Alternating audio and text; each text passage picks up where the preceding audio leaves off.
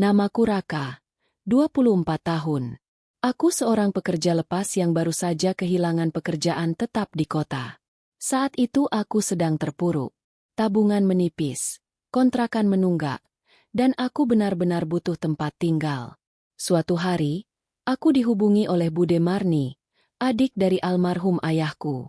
Ia menawarkan sebuah rumah tua milik keluarga kami yang berada di Desa Karangjati, desa terpencil yang jarang kusentuh sejak kecil.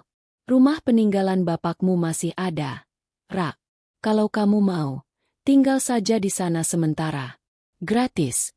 Tapi apa, Bude? Rumah itu berada di dekat pemakaman tua. Sudah lama kosong.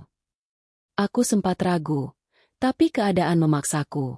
Esoknya, aku naik bis ke Desa Karangjati. Sore itu, aku tiba. Desa Karangjati masih terasa seperti dulu. Sepi, dingin, dan terkesan terisolasi. Tidak ada sinyal. Jalanan hanya tanah berbatu. Rumah-rumah berjajar jauh. Dan satu-satunya warung kecil pun tampak nyaris tutup. Aku berjalan menuju rumah itu. Lokasinya agak menjorok ke belakang, melewati jalan setapak dengan deretan pohon tinggi dan sunyi. Tepat di seberang rumah itu adalah kompleks pemakaman tua, sunyi, dipagari bambu lapuk, dengan pohon beringin besar di tengahnya. Rumah itu terlihat usang. Ket temboknya mengelupas, jendelanya berdebu, dan daun-daun kering memenuhi teras. Tapi kuncinya masih tergantung di bawah pot, seperti yang dikatakan Bude. Saat aku membuka pintu depan, aroma lembab dan pengap langsung menyeruak. Ya Allah, baunya kayak rumah yang dikubur lama. Di dalamnya hanya ada kursi rotan tua, rak buku berdebu, dan beberapa foto hitam putih di dinding. Di salah satu sudut ruang tamu, tergantung potret kakekku, yang katanya dulu adalah penjaga pemakaman. Malam pun tiba. Aku duduk sendiri di ruang tengah, hanya ditemani satu lampu minyak kecil karena listrik di sini tidak berfungsi. Angin malam masuk lewat sela-sela jendela, membuat tirai lusuh bergerak perlahan. Tiba-tiba, duk, duk, duk, suara seperti batu dilempar ke atap. Aku diam, mencoba berpikir logis. Mungkin ranting jatuh. Namun suara itu berulang.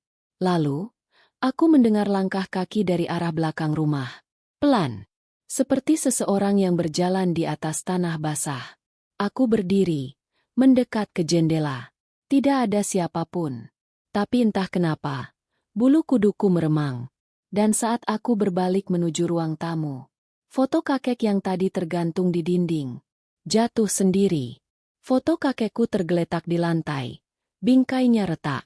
Aku memungutnya perlahan. Entah kenapa, sorot mata beliau di dalam foto itu seperti menatapku. Bukan tatapan biasa. Dingin. Dalam. Menusuk. Mungkin hanya halusinasi. Bisikku menenangkan diri. Namun sejak saat itu, malam itu terasa berbeda. Langit di luar begitu gelap. Bahkan cahaya bulan pun nyaris tak menembus awan tebal. Aku menutup jendela, memasang kembali kunci pintu, dan memutuskan untuk tidur lebih awal. Sekitar pukul 2 dini hari, aku terbangun oleh suara seretan tanah. Srek, srek. Suara itu berasal dari belakang rumah. Bukan hanya sekali, tapi terus berulang. Aku bangkit, pelan-pelan membuka pintu belakang. Tak ada cahaya apapun selain kilatan petir yang sesekali menyambar. Dan di kejauhan, di antara pagar bambu kompleks pemakaman tua itu, aku melihat bayangan hitam. Diam. Berdiri mematung menghadap rumahku. Siapa itu? Bisikku. Tapi tak ada jawaban. Kilatan petir menyambar lagi. Dan sosok itu menghilang. Aku segera menutup pintu dan mengunci rapat. Jantungku berdegup kencang. Bahkan aku merasa ada aroma tanah basah menyusup lewat celah-celah pintu. Seperti bekas kuburan yang baru digali. Pagi harinya, aku memutuskan pergi ke warung Bu Saminah, satu-satunya warga yang masih sering berinteraksi dengan pendatang. Bu, saya semalam lihat bayangan di dekat makam. Apa memang ada orang yang suka lewat sana malam-malam? Bu Saminah terdiam. Wajahnya langsung berubah. Mas Raka, dengerin baik-baik. Jangan pernah berdiri di dekat jendela belakang saat malam. Dan jangan pernah jawab kalau ada yang manggil namamu dari arah pemakaman. Kenapa, Bu? Dulu, di rumah itu tinggal seorang penjaga makam. Tapi ia menghilang malam Jumat Kliwon. Dan, sampai sekarang belum pernah ditemukan. Orang-orang bilang, ia belum pernah benar-benar pergi. Aku tercekat. Kakek saya, penjaga makam terakhir di sini. Bu Saminah menunduk. Kalau begitu, Mas Raka harus lebih hati-hati. Karena bisa jadi, malam ini dia akan datang menemuimu. Malam itu aku tak bisa tidur. Ucapan Bu Saminah terus terngiang di kepalaku. Jangan pernah jawab kalau ada yang manggil namamu dari arah pemakaman. Aku menyalakan lampu minyak dan duduk di sudut ruang tengah. Rumah ini terlalu sunyi. Bahkan detak jam tua di dinding terdengar seperti pukulan palu ke batok kepala. Angin malam menyusup dari sela-sela ventilasi kayu. Tirai robek di jendela belakang terus bergoyang pelan. Lalu, tok, tok, tok. Suara ketukan. Pelan. Tapi jelas. Bukan dari pintu depan. Tapi dari jendela belakang. Yang langsung menghadap ke area pemakaman tua. Aku berdiri. Terpaku. Tok, tok, tok. Lagi. Kali ini lebih keras. Dan kemudian, suara itu terdengar. Raka. Raka, bukain ini kakek. Darahku langsung dingin. Itu, suara seorang lelaki tua. Serak, lirih. Seperti suara dari liang kubur. Dan dia menyebut namaku. Dengan nada memohon. Jangan pernah jawab kalau ada yang manggil namamu. Aku memejamkan mata. Memeluk tubuhku sendiri. Keringat dingin mengalir di punggung. Suara itu terus memanggil.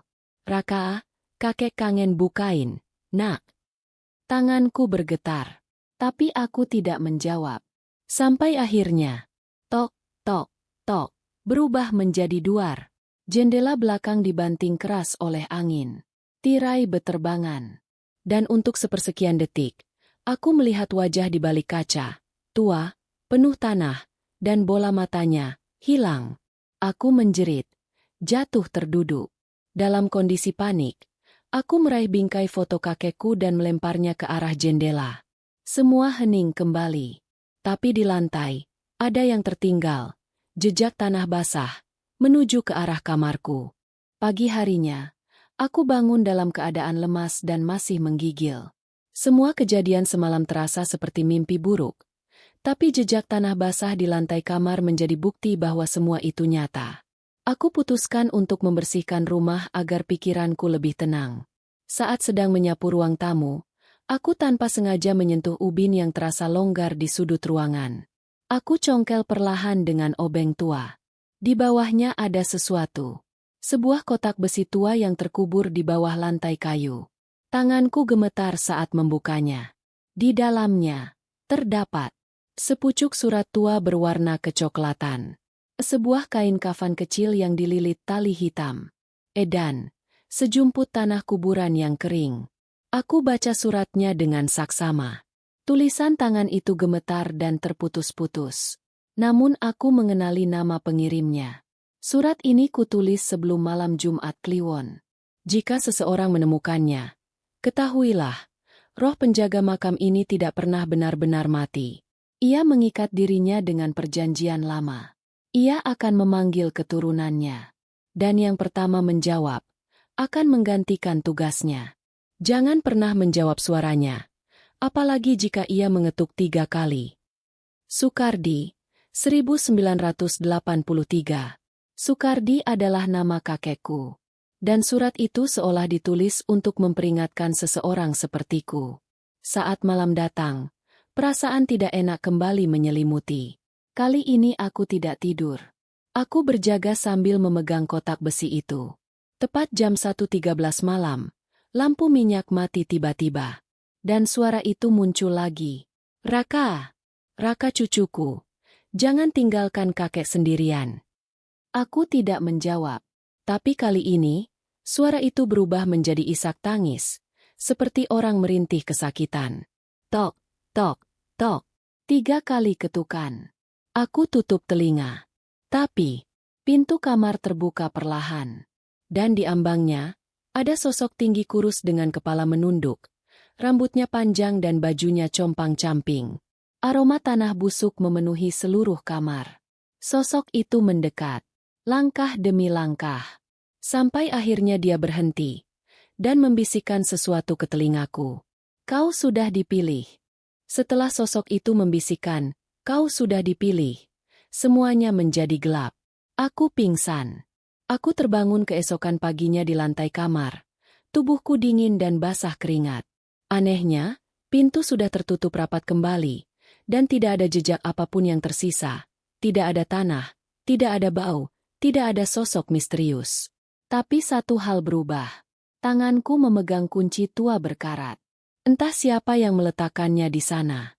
Hari itu, aku putuskan untuk pergi ke makam keluarga yang berada tepat di belakang rumah. Nisan-nisan tua berlumut menyambutku.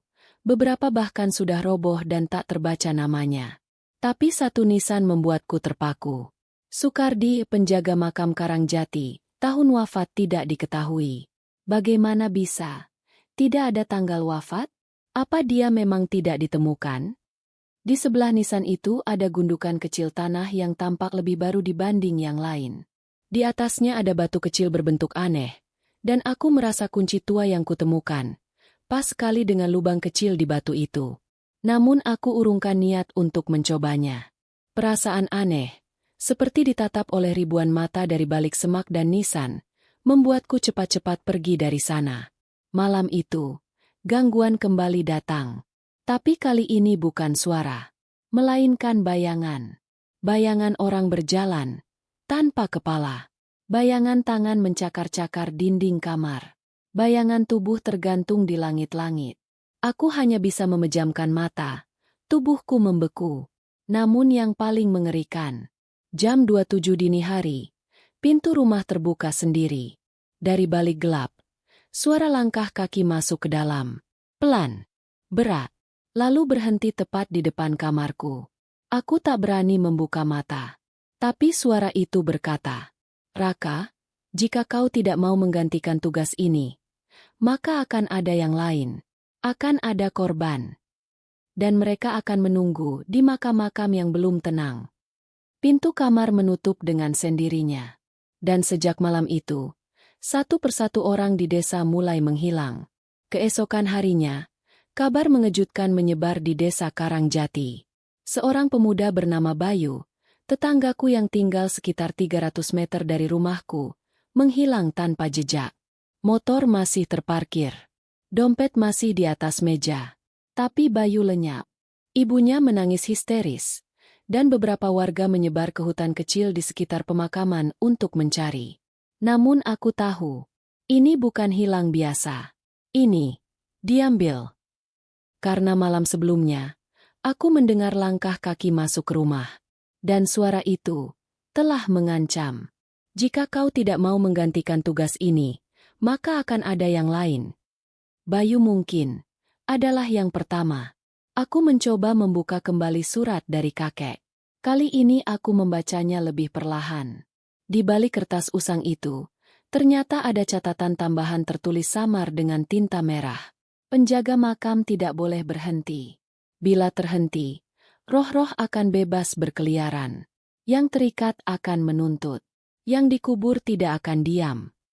Aku mulai mencari di rumah, di loteng, di balik lemari tua, di bawah ubin lantai.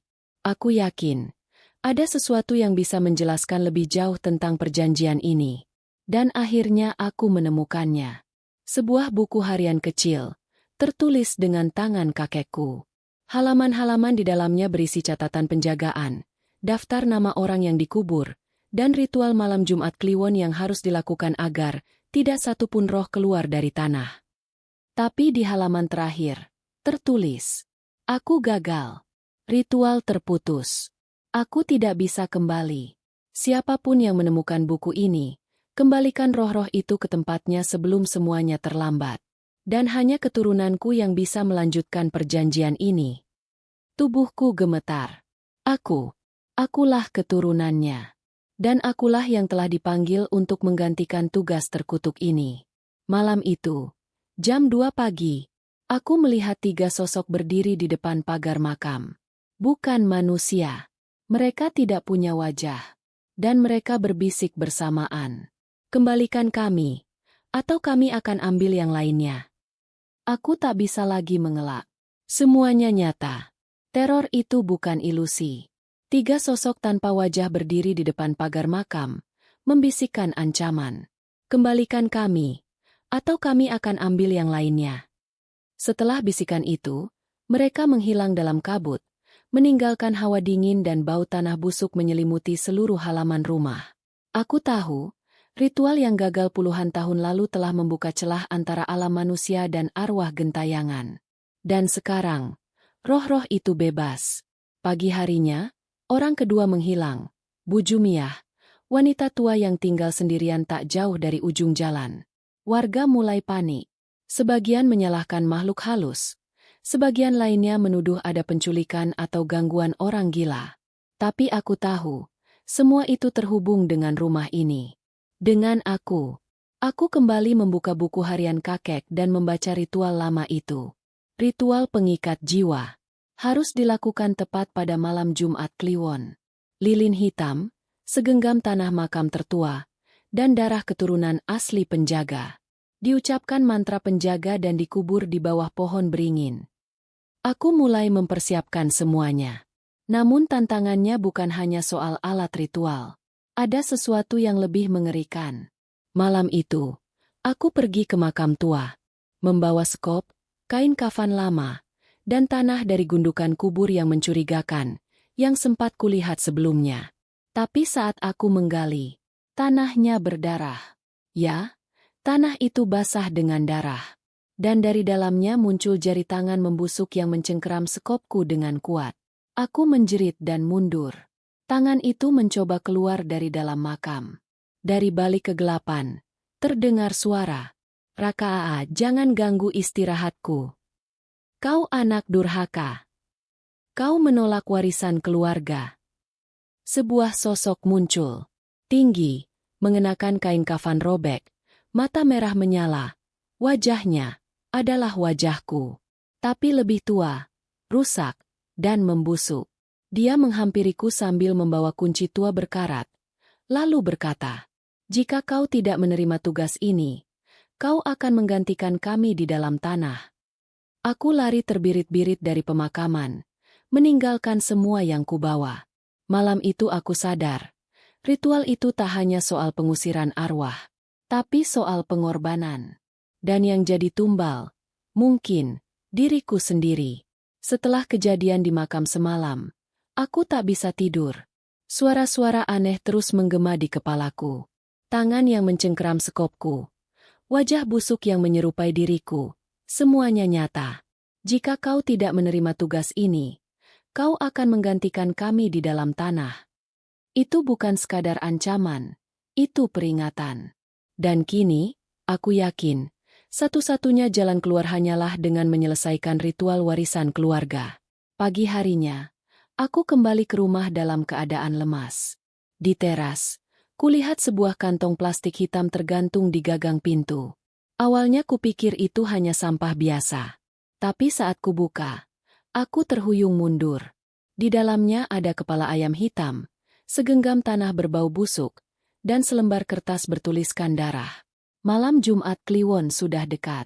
Pilih, menjadi penjaga, atau jadi penghuni kubur selanjutnya yang menunggu di bawah tanah. Hari itu aku mengunjungi Mbah Rahman, seorang tetua desa yang dikenal bisa melihat dan tahu sejarah kelam Karangjati. Awalnya ia menolak bicara, tapi saat ku sebut namaku, ia menatapku lama. "Raka, cucunya Sukardi." Aku mengangguk. "Dosa besar keluarga kalian belum ditebus. Kakekmu dulu melakukan perjanjian dengan arwah pemakaman. Ia tak sanggup menjaga. Maka para arwah keluar. Tapi tak bisa sembarangan orang mengikat mereka kembali. Hanya darah yang sama, darah keturunan, yang bisa membuat mereka diam. Dan kalau aku menolak, tanyaku, kalau kau menolak, maka pemakaman ini akan berubah jadi gerbang neraka. Satu desa akan jadi korban. Dan kau akan jadi pemimpin mereka di bawah tanah. Wajah Mbah Rahman menegang. Dan ingat, yang pertama kali kau jawab di malam pemanggilan, akan menuntut darahmu. Malam menjelang. Di dalam rumah, aku siapkan segalanya. Lilin hitam, tanah dari makam tua, dan darah dari jariku sendiri. Buku harian kakek terbuka di depan. Tapi tepat jam 11.59 malam, saat lilin mulai menyala, seseorang mengetuk pintu. Tok, tok, tok. Lalu terdengar suara. Sangat jelas. Raka, bukain. Ini aku, Bayu. Aku terpaku. Bayu, temanku yang menghilang? Suaranya sama. Tangisannya sama.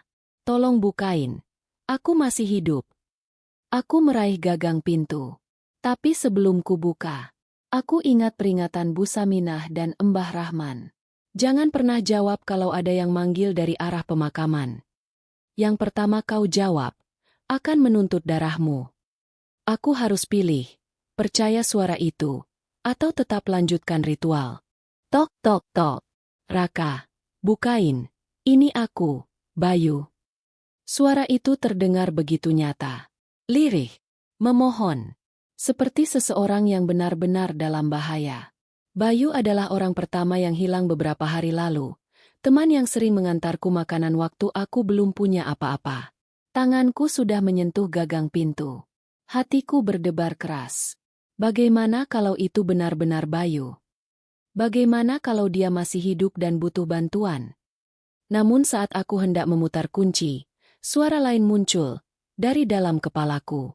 Suara seorang lelaki tua, pelan, tapi menggetarkan. Kalau kau buka, ritualnya gagal, dan kau akan menggantikan tempatnya. Aku sontak melepaskan gagang pintu, mundur perlahan. Maaf, Bayu, kalau kau masih hidup, aku akan cari cara lain. Lalu, suara di luar berubah. Kau egois, Raka. Aku disiksa, karena kamu. Terdengar bunyi cakar di pintu kayu. Lalu, suara tawa parau. Seperti suara banyak mulut berbicara bersamaan. Satu yang menolak, 1000 yang menanti. Kami lapar, Raka, dan kamu akan memanggil kami semua malam ini. Aku kembali ke ruang tengah. Lilin hitam menyala. Tanah kuburan dan darahku sudah disatukan dalam mangkuk tanah liat. Aku mulai membaca mantra dari buku harian kakek. Wahai penjaga tanah sunyi, kembalilah ke dalam diam. Kunci kubur dan jangan biarkan roh gentayangan. Atas nama darah dan tanah, aku menerima tugas ini. Saat kata terakhir terucap, lilin padam sendiri. Seluruh rumah bergetar pelan. Angin dingin masuk dari setiap celah. Dan dari luar, terdengar suara jeritan panjang, seperti ribuan roh meraung marah. Kami belum siap kembali. Kami masih lapar. Kau tak berhak menutup gerbang ini. Dan dari balik pintu belakang, sosok tinggi besar muncul perlahan. Wajahnya tak berbentuk, tapi di dadanya, terpampang wajah-wajah manusia yang menjerit. Dia menunjuk ke arahku. Jika kau menerima tugas ini, kau juga harus menerima beban kami. Kami akan terus menuntut, dan darahmu akan jadi jaminannya. Sosok itu lalu meledak menjadi debu hitam yang menyelimuti seluruh ruangan. Aku jatuh pingsan. Ketika aku sadar keesokan paginya, rumahku kembali sepi. Lilin meleleh. Buku kakek hangus. Tapi, udara di sekitar terasa ringan. Untuk pertama kalinya sejak aku datang, tak ada suara langkah, tak ada bisikan. Tapi saat aku keluar rumah, di depan teras, tertulis dengan darah. Tugasmu baru saja dimulai. Aku berdiri terpaku di depan teras rumah. Tulisan darah yang tertinggal membuat tubuhku kembali menggigil. Tugasmu baru saja dimulai. Padahal aku pikir semuanya sudah berakhir setelah ritual itu. Tapi nyatanya, menjadi penjaga bukan tentang mengusir roh, melainkan mengatur, mengikat, dan mengawasi mereka, agar tak mengganggu dunia manusia. Aku mulai merasakan perubahan dalam diriku. Setiap malam, aku bisa mendengar suara-suara dari dalam tanah. Bisikan, tangisan, hingga tawa kecil dari arwah yang tertanam dalam kubur-kubur tua. Mereka memanggilku, seolah tahu bahwa aku adalah pemegang kunci. Beberapa hari berlalu. Desa Karangjati mulai kembali tenang. Tak ada lagi yang hilang. Orang-orang perlahan beraktivitas seperti biasa. Tapi mereka tetap menjaga jarak denganku. Mungkin karena mereka tahu, aku kini berbeda. Suatu malam, aku mendengar ketukan lembut di pintu. Bukan dari arah pemakaman, tapi dari depan. Saat kubuka, ternyata Mbah Rahman. Wajahnya serius. Tangannya menggenggam sebuah bungkusan kain putih. Raka, aku tahu kamu sudah jalankan ritual itu. Tapi kamu harus tahu, penjaga tidak hanya menjaga roh. Kamu juga harus menjaga gerbang. Gerbang apa, Mbah? Ia membuka bungkusan kain itu. Isinya adalah sebuah peta tua yang menunjukkan area bawah tanah di kompleks makam belakang rumahku. Di bawah pohon beringin tua, ada ruang tertutup yang disebut gerbang arwah liar. Itu tempat roh-roh paling berbahaya dikurung, jelas Mbah Rahman. Dan sekarang, setelah perjanjian lama rusak, pintunya mulai retak. Kalau pintu itu terbuka, apa yang terjadi? Mbah Rahman menatapku dalam-dalam. Maka desa ini, bahkan dunia luar, bisa jadi tempat tinggal bagi mereka. Yang mati, akan hidup, tapi bukan sebagai manusia. Aku membawa peta itu ke belakang rumah, menyusuri pemakaman malam-malam. Sesuatu menarikku menuju bawah pohon beringin tua. Dan di sana, aku menemukan tanah yang bergetar. Seolah ada sesuatu yang mencoba mendorong keluar dari bawah. Tanpa sadar, aku menaruh tangan di atas tanah itu. Dan seketika, mataku seperti ditarik ke dimensi lain. Aku melihat arwah-arwah berkumpul. Berwajah rusak, berdarah, menjerit, dan memohon. Satu sosok berdiri paling depan. Tinggi besar, mengenakan jubah hitam, dengan kepala penuh tanduk. Ia berkata, "Gerbang ini akan terbuka. Raka, kamu bisa memilih. Jadi penjaga kami, atau jadi pintu bagi mereka keluar. Gerbang ini akan terbuka. Raka, kamu bisa memilih. Jadi penjaga kami, atau jadi pintu bagi mereka keluar." Suara itu masih menggema di kepalaku bahkan setelah aku terbangun dari penglihatan sesaat tadi. Tubuhku basah oleh keringat, dan tanganku masih menempel di atas tanah bergetar di bawah pohon beringin tua. Aku sadar sekarang, gerbang arwah itu nyata, dan malam demi malam, retaknya makin lebar. Aku kembali ke rumah dan membuka buku peninggalan kakek.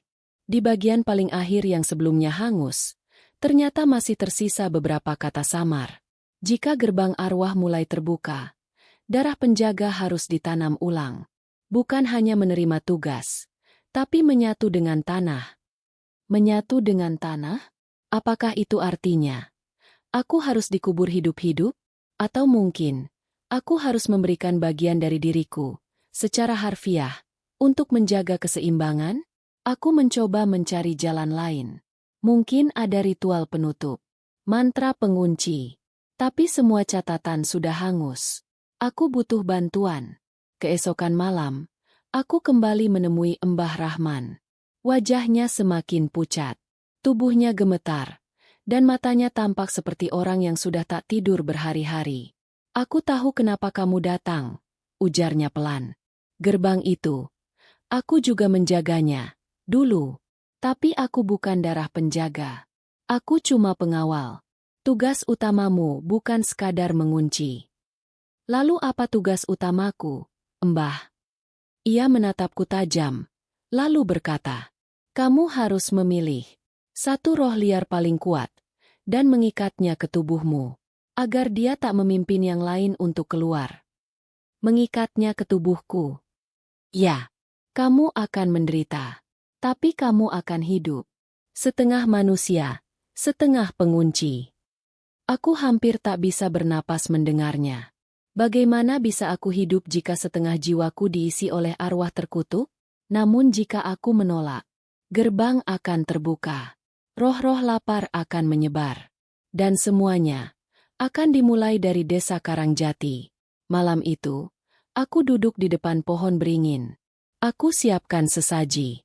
Aku panggil mereka. Dan dari dalam tanah yang bergetar, muncullah satu sosok. Tinggi, kulit hitam terbakar, mulut robek, matanya menyala merah. Dia berkata, "Aku, Singa Jagat, pemimpin roh liar. Ikat aku, dan kau akan hidup. Tapi jika kau gagal, jiwamu akan jadi milikku, dan tubuhmu akan jadi gerbang." Aku mengulurkan tangan. Dan saat tanganku menyentuh dahi makhluk itu, segalanya gelap. Tubuhku menggigil, mataku berdenyut, dan napasku tercekat. Aku mulai kehilangan kendali. Tanganku menyentuh dahi makhluk itu.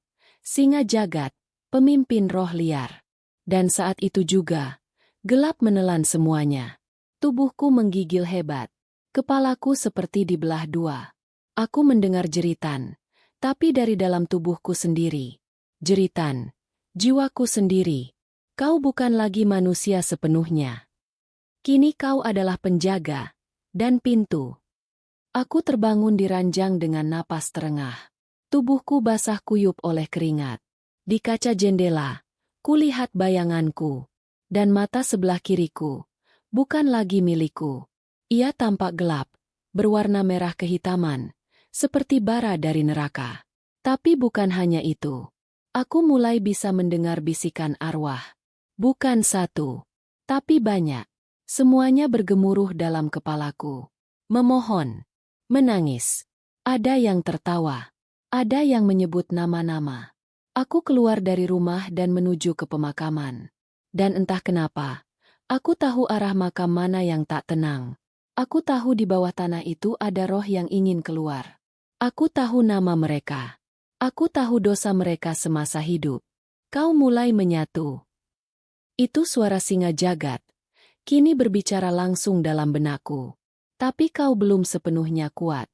Jika kau goyah, maka aku akan mengambil alih sepenuhnya. Malam itu, desa kembali gempar. Seorang anak kecil menghilang. Namanya Nisa, usia 7 tahun. Ayah ibunya menangis di tengah jalan desa. Warga mulai curiga. Bahkan ada yang berbisik. Itu semua karena Raka. Rumah tua itu pembawa sial. Aku tak bisa tinggal diam.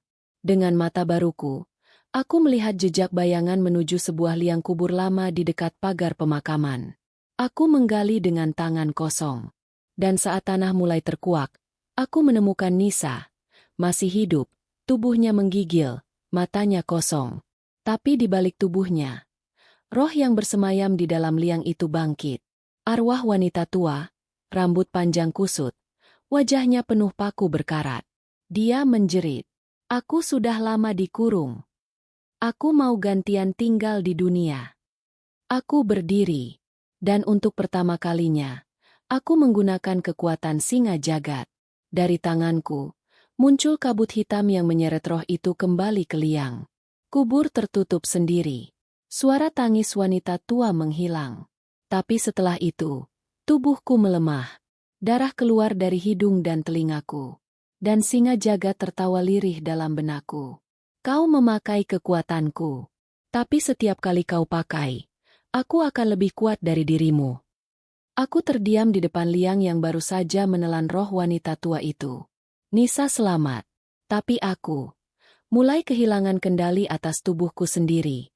Kau membiarkan aku masuk, Raka. Dan kau akan membayar harganya. Itu suara Singa Jagat. Makhluk yang kini setengah hidup dalam ragaku.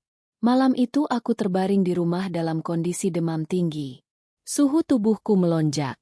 Tapi di dalam diriku, yang terasa justru dingin menggigit seperti tanah kubur. Aku bermimpi buruk. Atau mungkin itu bukan mimpi. Dalam penglihatan, aku berada di ruang bawah tanah. Gelap, berlumut, dan dipenuhi ribuan roh. Mereka semua mengelilingiku. Dengan wajah rusak, tubuh hancur, dan mata kosong. Di tengah-tengah mereka berdiri Singa Jagat. Menatapku dengan senyum licik. Mereka semua menunggu perintah. Jika aku mengambil alih, hanya butuh 1 malam untuk membuat dunia jadi makam besar. Tapi kenapa tidak kau lakukan dari dulu? Tanyaku. Karena aku butuh raga. Butuh tubuh. Butuh kamu. Aku tersentak bangun. Napasku terengah. Dan di cermin, aku melihat sesuatu yang mengerikan. Separuh wajahku tampak mulai berubah. Seperti arang membara. Kulitnya retak halus seperti tanah kering. Perubahan itu nyata. Aku mendatangi Mbah Rahman lagi. Tapi kali ini, ia menolak membukakan pintu. Dari dalam rumahnya yang gelap, terdengar suaranya. Pergi, Raka. Aku bisa mencium baunya. Kau, bukan sepenuhnya manusia lagi. Kalau kau terlalu lama membiarkan roh itu tumbuh, kau akan berubah jadi wadah gerbang itu sendiri. Aku memohon. Mbah, tolong. Kalau aku mati, gerbang itu akan terbuka. Sini. Lalu terdengar gumaman lirih. Malam bulan mati. Itu batas waktumu. Kalau kau tak bisa kunci singa jaga sebelum malam itu, maka dia akan ambil alih tubuhmu, dan desa ini akan jadi tanah pertama yang ia bakar. Saat aku pulang ke rumah, seseorang sudah menungguku di teras. Bu Saminah. Ia membawa kotak besi kecil, lalu memberikannya padaku tanpa banyak bicara. Kakekmu pernah menitipkan ini padaku. Katanya, hanya berikan kalau kau sudah mulai berubah. Dalam kotak itu, ada pisau keramat dari batu kali hitam, secarik doa penjaga terakhir, dan seutas rambut manusia yang dililit paku. Aku bertanya, gemetar, ini buat apa? Bu Saminah menatapku datar. Itu, untuk mengikat iblis di dalam tubuhmu. Tapi kau harus siap menahan rasa sakit yang lebih dari sekadar luka. Apa aku bisa mati, Bu? Bukan mati. Tapi kau bisa kehilangan semua yang membuatmu manusia. Malam mulai turun. Langit Karangjati diselimuti awan kelam. Tak ada bintang. Tak ada rembulan. Bulan mati semakin dekat. Di ruang tengah, aku duduk bersila, menatap pisau batu hitam dan untayan rambut berpaku pemberian Bu Saminah. Di sebelahku, kotak besi kecil berisi mantra terakhir dari kakekku terbuka. Halaman terakhir sudah kusalin di kertas baru. Mantra pengikat diri. Jika penjaga mulai berubah, darahnya sendiri harus menyegel roh di dalamnya. Pisau dari batu tanah pemakaman. Rambut manusia dari garis keturunan. Dan tubuh dijadikan wadah sekaligus penjara. Darah pertama akan membangunkan. Darah kedua akan mengikat. Aku menggenggam pisau itu erat. Tapi tanganku gemetar. Apa aku benar-benar siap menanam roh terkuat dalam sejarah pemakaman ini ke dalam tubuhku? Selamanya? Kau mulai ragu. Suara singa jaga terdengar. Kini lebih kuat dari sebelumnya. Aku tahu isi ritualmu. Kau ingin membelengguku. Tapi ingat, Raka, aku sudah menjadi bagian dari nadimu. Jika kau menyakitiku, kau juga menyakiti dirimu sendiri. Namun aku tak punya pilihan. Aku menorehkan pisau ke dada bagian kiri, tempat jantung berdetak. Darah pertama mengalir. Dan seketika, tubuhku dililit rasa panas luar biasa. Kabut hitam keluar dari dadaku, membentuk wajah singa jagat. Raka! Hentikan! Kau tak tahu apa yang kau lakukan. Aku melilitkan rambut berpaku ke lengan, lalu membaca mantra sambil menahan jeritan rasa sakit. Atas nama tanah dan darah, aku kunci roh pengganggu ke dalam ragaku sendiri. Ia tak akan keluar. Ia tak akan memimpin. Ia tak akan hidup tanpaku. Singa jagat mengamuk. Bayangannya mencakar dinding. Kaca pecah. Angin ribut menderu di dalam rumah. Tapi aku terus membaca. Hingga darah kedua, darah dari tangan kiriku sendiri, menetes ke rambut berpaku yang kini menancap ke lenganku.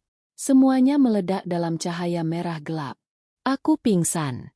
Ketika aku terbangun, dunia sunyi. Tak ada suara dalam kepalaku. Tak ada bisikan. Tak ada tawa. Tak ada ancaman.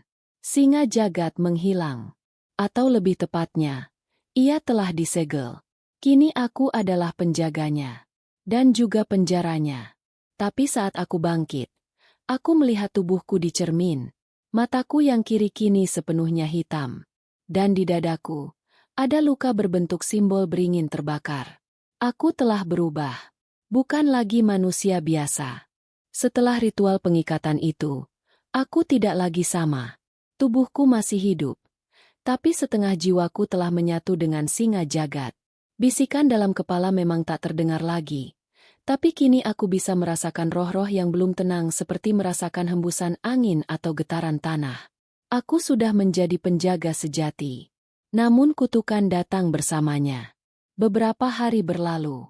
Desa Karangjati kembali tenang. Untuk sesaat. Sampai satu malam. Langit tiba-tiba merah. Angin bertiup kencang. Dan daun-daun pohon beringin gugur tanpa suara. Dari dalam pemakaman, terdengar jeritan panjang. Ribuan suara seperti dari kedalaman tanah yang paling kelam. Aku segera menuju lokasi gerbang arwah. Dan betul, gerbang itu terbuka. Retakan tanah yang sebelumnya kecil kini telah berubah menjadi lubang besar menganga. Kabut hitam keluar deras, diiringi satu persatu roh liar yang mulai bebas, melayang seperti bayangan hantu perang. Dan dari lubang terdalam, muncul sosok berjubah merah darah. Bukan singa jagat, melainkan roh pertama yang dikurung di pemakaman Karangjati ratusan tahun lalu. Kau pikir mengikat singa jagat cukup untuk menutup gerbang? Tidak, Raka. Kami semua menunggu saat ini. Dan kau hanyalah pelayan kecil dalam perang besar ini. Aku menggenggam tanah makam dan membaca mantra lama yang tertinggal di buku kakek. Tapi kekuatan roh-roh itu terlalu besar. Salah satu dari mereka menghantam tubuhku, dan aku terhempas beberapa meter, menghantam nisan tua. Tulang rusukku terasa retak. Dalam kondisi hampir tak sadarkan diri, aku memohon dalam hati. Singa jagat, kau masih di sana? Jika memang kau masih dalam tubuhku, bantu aku. Kita sama-sama akan hancur kalau gerbang ini terbuka sepenuhnya. Tinggi. Lalu, mataku terbakar. Dari dalam dadaku, keluar cahaya merah gelap, dan wajah singa jagat muncul dalam bayangan. Sekali ini saja, Raka. Tapi ingat, kau membangunkanku lagi. Kau tak akan bisa menidurkanku dua kali. Aku bangkit. Tubuhku terbakar aura hitam. Dengan kekuatan roh terikat, aku menarik roh-roh liar satu persatu, menyeret mereka kembali ke dalam lubang. Aku bacakan mantra kakek. Wahai yang belum tenang, yang hidup dari dendam dan darah, kembalilah ke tanah. Biar kututup gerbang ini dengan tubuhku sendiri. Terakhir, roh berjubah merah darah mengamuk, menyerangku. Tapi sebelum ia sempat menyatu dengan dunia, aku melompat dan mengorbankan tangan kiriku untuk menyegelnya kembali ke dalam tanah. Ledakan cahaya menghantam langit. Lalu, semuanya sunyi. Ketika aku sadar, gerbang telah tertutup. Tanah kembali diam. Roh-roh menghilang. Dan di bawah pohon beringin tua, tertulis satu kalimat dengan batu kecil. Penjaga baru telah menutup neraka untuk kedua kalinya. Tapi bayaran belum lunas. Aku kehilangan satu tangan. Tapi Desa Karangjati, selamat. Setelah pertarungan besar itu, aku terbangun di tengah pemakaman dalam kondisi mengenaskan. Tangan kiriku telah hilang. Hilang bukan hanya secara fisik, tapi juga hilang dari ingatan tubuhku. Seolah memang tak pernah ada. Aku mencoba berdiri, tapi seluruh tulang terasa nyeri. Udara pagi masih dingin menusuk. Dan dari kejauhan, suara azan subuh menggema perlahan.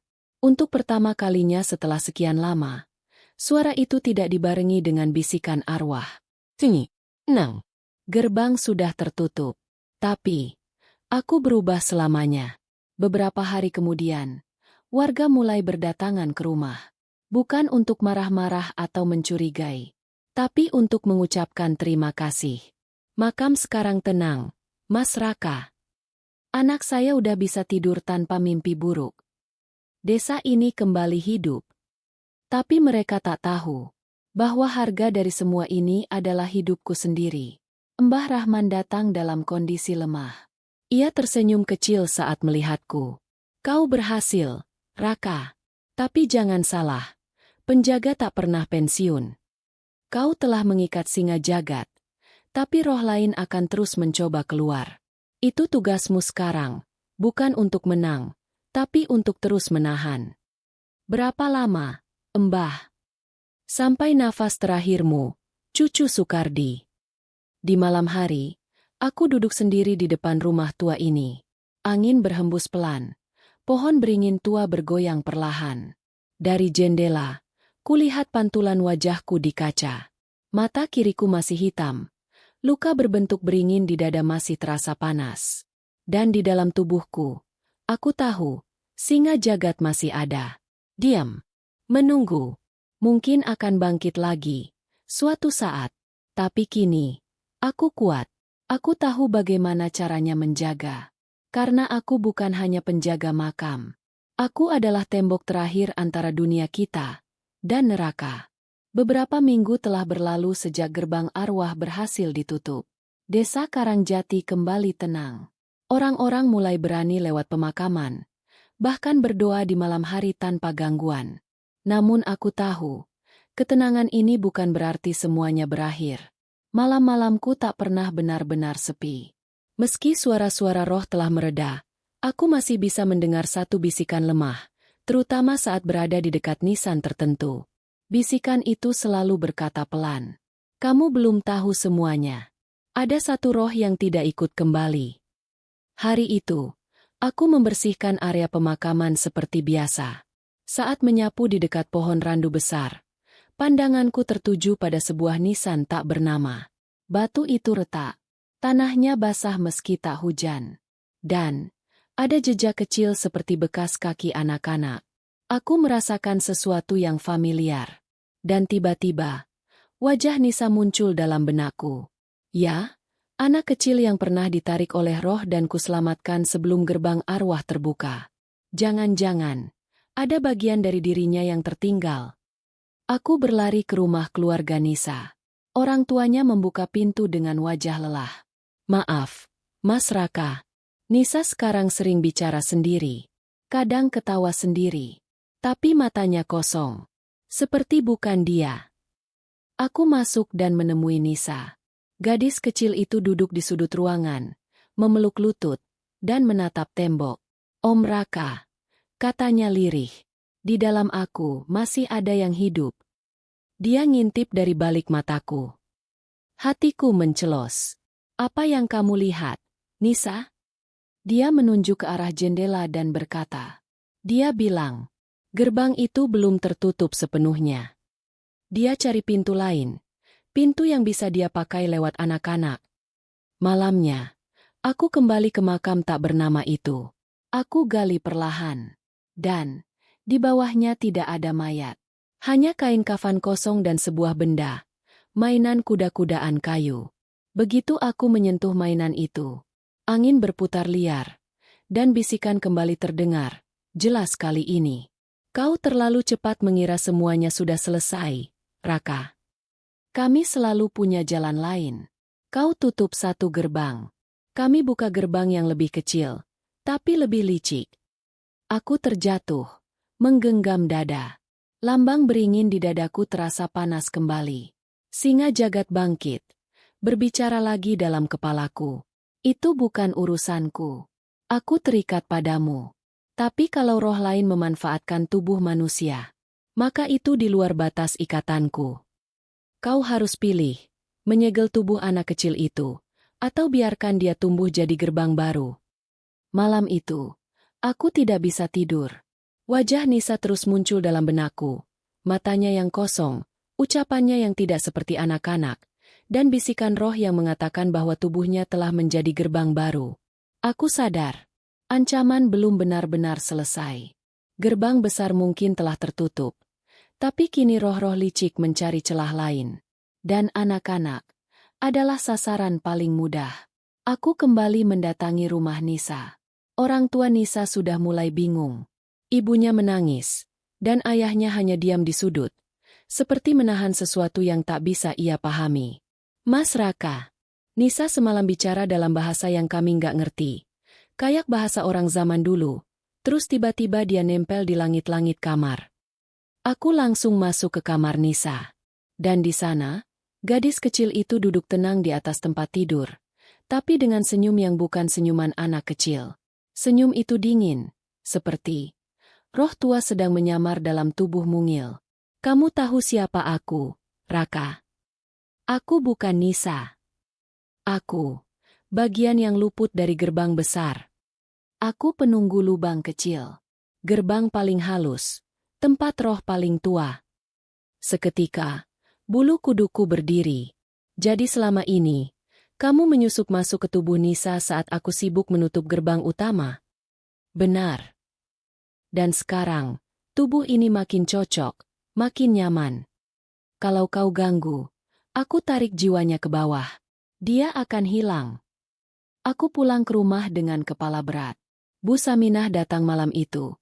Seperti sudah tahu aku sedang berhadapan dengan masalah baru. Jiwa anak itu bisa diselamatkan, Raka. Tapi kamu harus lakukan penyegelan jiwa separuh. Tidak seperti singa jagat. Ini bukan tentang kekuatan, tapi tentang kelembutan. Caranya bagaimana, Bu? Ia memberikan botol kaca kecil berisi air kembang 7 malam, sehelai rambut Nisa, dan sepotong kain kafan dari makam tak bernama, tempat roh itu berasal.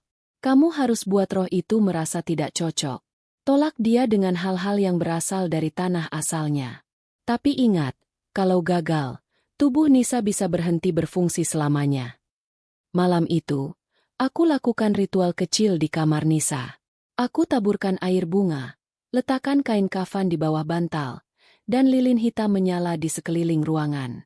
Nisa berteriak, tubuhnya melayang, matanya hitam penuh, dan suara dari mulutnya berubah menjadi suara laki-laki tua. Kau berani mengusirku? Kau pikir aku selemah singa jagat? Tubuh ini milikku sekarang. Aku menekan simbol beringin di dadaku. Kekuatan singa jagat bangkit sejenak, sekadar untuk membuka jalur komunikasi jiwa. Dan aku berkata, ini bukan milikmu. Kau cuma bayangan yang ditinggal mati. Kembalilah ke liangmu. Cahaya merah membakar tubuh Nisa. Roh itu meraung, dan akhirnya, terusir. Ia melesat keluar jendela, menguap seperti kabut yang tersesat di pagi buta. Nisa jatuh pingsan, tapi napasnya perlahan tenang. Dan saat ia membuka mata, tatapannya sudah kembali seperti dulu. Om Raka, apa aku tidur ya? Aku tersenyum, menahan air mata. Iya, Nisa. Sekarang, kamu sudah bangun. Pagi itu, udara di desa Karangjati terasa lebih hangat. Burung-burung kembali terdengar, dan anak-anak mulai bermain di halaman. Seolah semua mimpi buruk telah usai. Tapi bagiku, semuanya baru saja dimulai. Sejak roh jahat itu berhasil terusir dari tubuh Nisa, aku mulai sadar. Tugas seorang penjaga bukan hanya mengurung yang mati, tapi juga melindungi yang hidup. Malam harinya, aku duduk di ruang tengah rumah peninggalan kakek. Di depanku ada tumpukan buku tua, kain kafan bekas ritual, dan simbol-simbol pelindung dari berbagai zaman. Aku mulai menulis. Sebuah buku catatan baru, bukan untuk diriku, tapi untuk mereka yang akan datang setelahku. Jika kau membaca ini, berarti kau telah dipilih oleh tanah. Aku adalah Raka, penjaga ke-13 dari garis darah Soekardi. Tugasmu bukan hanya mengunci, tapi juga merawat. Karena roh-roh tidak hanya menunggu, mereka juga belajar. Catatan itu kutulis malam demi malam. Tentang caraku mengikat singa jagat. Tentang cara menyelamatkan Nisa. Tentang cara mendengar suara arwah tanpa menjadi gila. Di luar rumah, beberapa anak muda mulai datang. Ada yang membawa bunga untuk mendoakan leluhur. Ada juga yang diam-diam ingin belajar tentang hal-hal gaib dari pemakaman. Salah satu dari mereka, Dimas, pemuda usia 19 tahun, berani bertanya. Mas Raka, aku sering lihat bayangan hitam di ujung jalan makam. Tapi dia nggak menyeramkan. Dia cuma duduk di bawah pohon dan nangis. Aku tahu itu bukan roh jahat. Mungkin salah satu arwah yang belum selesai menyampaikan sesuatu. Besok malam, kamu ikut aku ke sana. Tapi kamu jangan bicara, cukup dengarkan. Malam itu, untuk pertama kalinya, aku tidak sendiri. Ada seseorang di sebelahku. Dan saat roh menangis itu muncul, Dimas menggenggam tasbih kecil sambil gemetar. Aku bisa dengar suaranya. Pelan banget. Dia minta maaf karena mati bunuh diri. Aku menoleh perlahan. Kalau kamu bisa dengar itu, mungkin darahmu juga punya ikatan. Mungkin. Kamu penerus selanjutnya. Aku sadar. Waktu selalu berjalan. Tubuhku sudah tak sekuat dulu. Luka-luka batin dari roh-roh yang pernah bersemayam dalam ragaku meninggalkan jejak. Tapi warisan penjaga tidak boleh berakhir denganku. Karena gerbang mungkin bisa ditutup. Tapi kegelapan akan selalu mencari celah. Dan suatu hari, saat nafasku berhenti, akan ada penjaga baru yang meneruskan tugas ini. Beberapa bulan telah berlalu sejak aku menyegel roh terakhir dari tubuh Nisa. Pemakaman Karangjati kini menjadi tempat yang bukan hanya ditakuti, tapi dihormati. Warga mulai datang membawa bunga, lilin, dan doa, bukan sekadar karena takut roh, tapi karena mereka merasa terhubung dengan yang telah pergi. Mereka mulai paham bahwa kematian bukan akhir, dan bahwa pemakaman adalah gerbang antara dunia, bukan kuburan semata. Dan di tengah perubahan ini, Dimas semakin sering datang. Dimas bukan anak biasa. Ia punya keberanian yang bukan muncul dari rasa ingin tahu, melainkan dari rasa tanggung jawab. Malam-malam ia duduk bersamaku, mendengar cerita-cerita roh, ikut membersihkan nisan, bahkan pernah ikut mengantar roh penasaran ke tempatnya. Satu malam, ia berkata, "Mas Raka, kalau nanti Mas nggak ada, siapa yang akan menjaga ini semua?" Aku terdiam sejenak. "Kalau kamu siap, mungkin kamu. Tapi aku bukan keturunan, Mas. Tugas ini nggak selalu soal darah, tapi soal jiwa. Kalau tanah ini sudah memilihmu, kau akan tahu caranya sendiri." Aku memberikan Dimas seutas benang abu-abu, tali pengikat kecil yang dulu kakekku berikan padaku saat aku pertama kali menjadi penjaga. "Simpan ini. Jangan pernah dilepas saat kau berada di pemakaman. Jika suatu hari kau mendengar suara dari tanah, jangan lari, dengarkan." Dan malam itu juga, saat kami duduk di dekat pohon beringin, tanah bergetar. Bukan gempa, tapi tanda bahwa roh baru telah bangkit. Namun tidak jahat, bukan murka, hanya gelisah. Dimas berdiri, wajahnya tegang, tapi tidak gentar. Aku dengar, dia bilang, dia ingin bicara dengan anaknya. Aku tersenyum. Kalau begitu, bantu dia. Jadilah jembatan. Dan di saat itulah, aku tahu, warisanku telah menemukan wadah baru.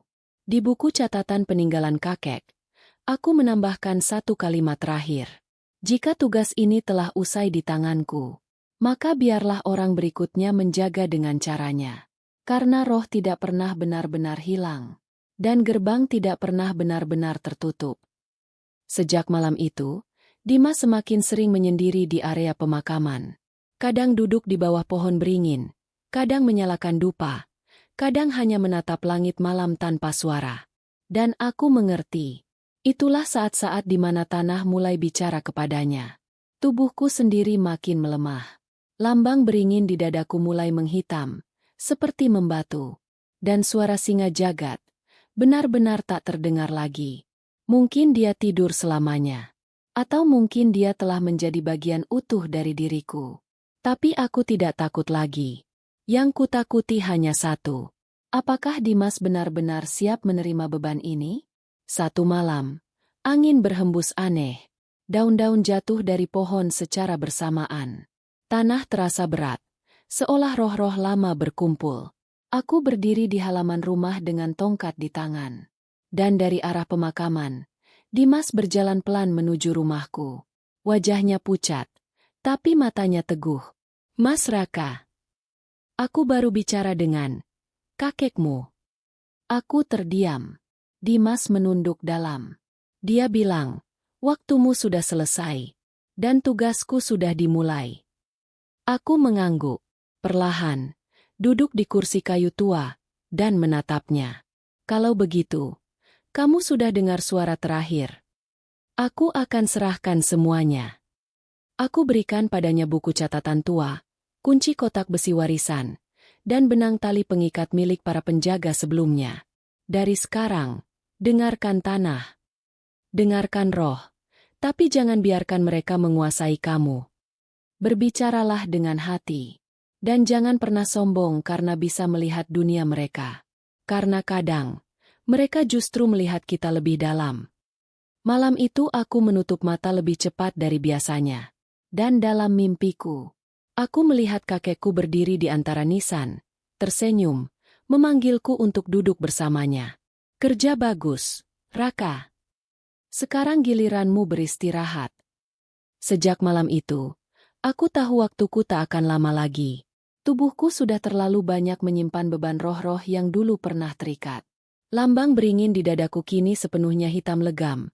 Tanda bahwa tubuhku tak lagi bisa menahan kekuatan penjaga. Namun aku tak merasa takut, karena penjaga baru telah lahir. Dan dia sudah mendengar suara tanah, seperti aku dulu. Pagi itu, aku pergi sekali lagi ke pemakaman. Bukan untuk melakukan ritual, bukan untuk menyegel roh, tapi untuk berpamitan. Langkah kakiku menyusuri barisan nisan yang dulu terasa penuh ancaman. Kini semua terasa seperti keluarga.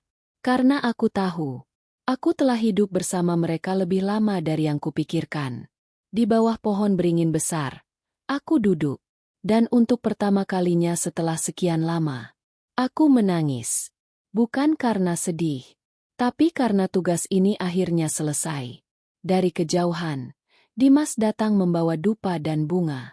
Ia duduk di sampingku tanpa berkata apa-apa. Kami hanya diam, mendengarkan angin, merasakan kedamaian. Aku sudah siap, Mas, katanya pelan. Terima kasih, sudah mempercayakan semuanya padaku. Aku menoleh, tersenyum kecil. Kalau suatu hari tanah ini bicara terlalu keras, jangan lawan. Dengarkan saja, seperti kau mendengarkan detak jantung sendiri. Malam itu, aku tidur di rumah tua peninggalan kakek. Di meja samping tempat tidur, buku catatan sudah ditutup. Dupa menyala. Lilin kecil masih berkedip. Dan saat subuh datang, Raka si penjaga ke-13 tidak bangun lagi. Tapi ia pergi dengan senyuman. Keesokan harinya, warga menemukan tubuhku di kamar dengan tenang. Dan di atas dadaku, tali abu-abu telah dilepaskan. Tanda bahwa tugas telah selesai. Tak ada upacara besar. Tak ada keramaian. Tapi malam itu, angin di pemakaman terasa lebih lembut. Pohon beringin menggugurkan daun seperti menyambut kembali roh penjaga lama. Dan di halaman rumah, Dimas duduk membaca buku catatan tua. Wajahnya tegas. Di tangannya kini ada tali pengikat baru. Namaku Dimas. Aku penjaga ke-14. Gerbang akan tetap tertutup, dan jiwa-jiwa akan tetap tenang. Karena aku akan terus berjaga. Hari-hari berlalu. Desa Karangjati kembali hidup. Pemakaman yang dulu penuh ketakutan kini menjadi tempat ziarah, tempat hening, dan tempat orang-orang belajar berdamai dengan kematian. Dan di tengahnya, berdirilah Dimas, penjaga baru. Bukan seorang dukun. Bukan seorang pawang, tapi seorang penghubung antara dunia yang terlihat dan yang tak kasat mata. Setiap malam Jumat, Dimas menyalakan 3 lilin. 1 untuk roh yang belum tenang, 1 untuk penjaga sebelumnya, dan 1 untuk dirinya sendiri. Ia tahu, tugas ini tak pernah benar-benar ringan. Tapi ia tidak sendiri, karena di setiap hembusan angin, dan di setiap suara dedaunan yang jatuh, ada jejak Raka di sana. Orang-orang mulai menghormati Dimas. Bukan karena takut, tapi karena mereka tahu, ia menjaga sesuatu yang tak bisa mereka lihat. Anak-anak kecil mulai berani melintas pemakaman. Mereka menyapa Dimas, dan sesekali duduk bersamanya sambil mendengar cerita. Dan cerita yang paling sering ia ulang adalah tentang sang penjaga sebelum dirinya. Namanya Raka. Ia bukan orang sakti. Ia bukan dukun. Ia hanya orang biasa, yang berani berdiri di tempat orang lain memilih lari. Di akhir buku catatan tua warisan Raka, Dimas menambahkan 1 halaman baru. Dengan tulisan tangan gemetar tapi penuh keyakinan, Ia menulis. Tak semua penjaga dikenal. Kadang mereka hidup sendiri, mati sendiri, dan hanya dikenang oleh angin dan tanah. Tapi mereka tetap ada, karena jika tak ada yang menjaga, dunia ini bisa pecah tanpa suara. Dan tepat di bawahnya, ia menulis. Penjaga ke-14, Dimas Karangjati. Tahun keheningan pertama. Kisah ini mungkin telah usai. Tapi tugas penjaga tidak pernah berakhir. Selama masih ada roh yang tersesat, selama masih ada manusia yang lupa bahwa kematian bukan akhir, akan selalu ada seseorang yang berdiri di batas dunia. Diam, hening, menjaga.